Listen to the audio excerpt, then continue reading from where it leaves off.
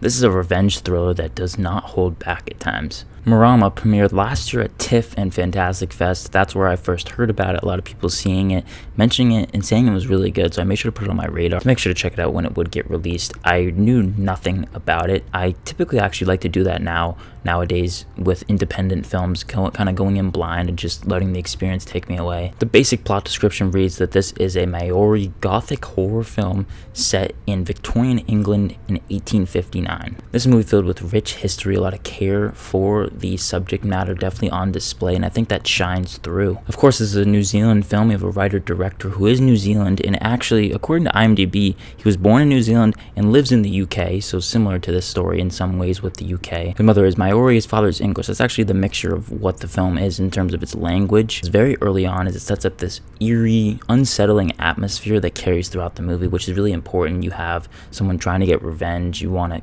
create good tension. The eerie sets and lighting really go a long way here. The jump scares are also very good. They're a bit few and far between. There's also not too many of them, but when they do happen, I did find myself actually getting a little spooked out. One of the other things the movie does a really good job at is setting up characters that you genuinely hate. You really want to see them taken down, getting revenge. There's one scene in particular with this guy who is just completely unhinged, and he's just so evil. You hate him so much.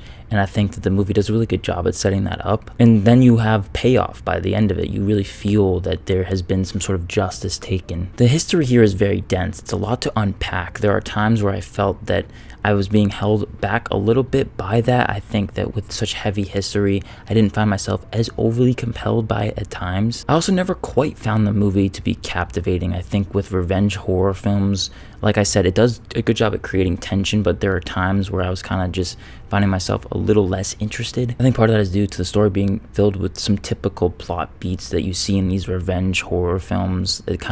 I knew where it was going. But there's clearly a lot of love on display for New Zealand history, and that is the most important part here. You obviously have a storyteller who has ties to this history and his family, and I think that shines through. It's clearly well researched. And again, it's pretty brutal and hard to watch at times, especially with the violence. Like, it doesn't hold back. As a thriller, I think it's pretty solid. You know, it has the good tension, it has some good scares. The writing does a good job at setting up characters that you really hate, and I think that drives the movie, and especially in terms of interest, that drives it even more. I found myself not quite captivated by it as much as I was hoping to, but overall it's still very solid. I'm gonna give Mārama a C+, and I would recommend streaming this one if you're curious.